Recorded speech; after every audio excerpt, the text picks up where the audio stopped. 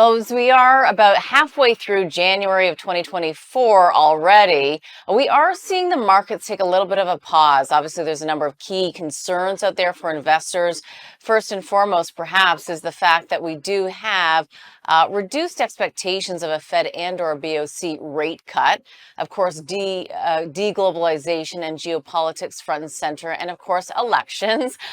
So let's get a macro perspective on this and, of course, how it trickles down into the fixed income markets as well as investing opportunities in the equity markets. And for that, Barry Allen is joining us. He is a Canadian fixed income veteran, of course, also invests in the United States and around the world. Joining us now, he's the CEO of DMAT Capital. Barry, great to have you with us, and thanks so much for joining us.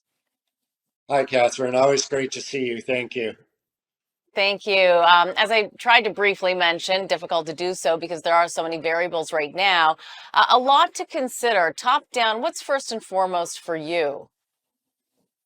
Well, I think there's sort of the the trajectory of what the Fed is going to do is number one, and number two, which follows from that, is what kind of volatility are we going to see?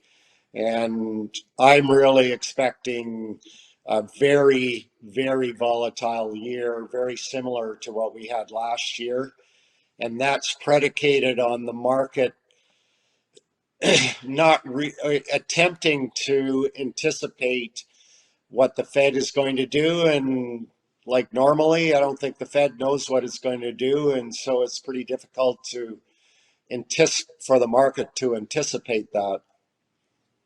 Well, presumably, though, of course, the market and investors such as yourselves are looking at the data, and then, of course, anticipating that the Federal Reserve or central banks in general will act accordingly.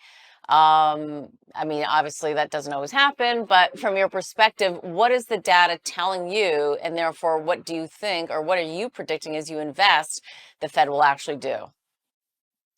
Okay, well, the data is, in three categories. One is economic activity. Uh, in that area, it's really pretty bad, and is weakening and at recession-like levels for economic growth. And then there's employment and inflation, which drives Fed activity. And employment still remains very strong. The unemployment rate's below 4%. And inflation has come down significantly. And there's some debate on whether that will continue or not.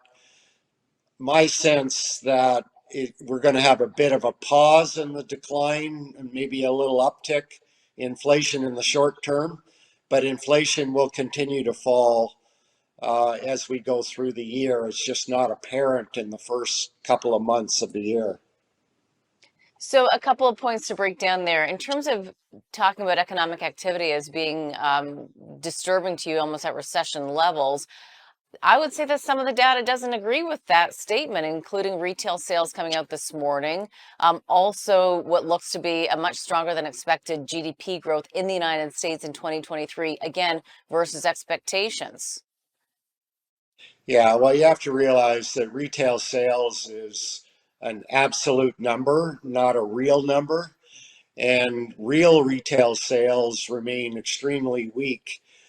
So it's really all inflation. It's not real economic activity, which is what drives GDP. Um, and the if you look at credit card spending is going through the roof. So how is retail sales being funded? It's being funded by borrowing at 28%.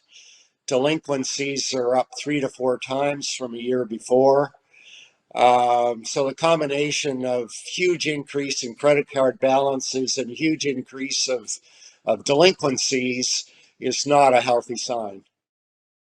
Fair point. I'm curious as well then. So basically what you're saying though is in terms of retail sales, you're saying the growth that we've seen is really due to price increases. Largely, yes. Okay. And All right. A also, lot. Yeah. Americans, if they have a job, they spend.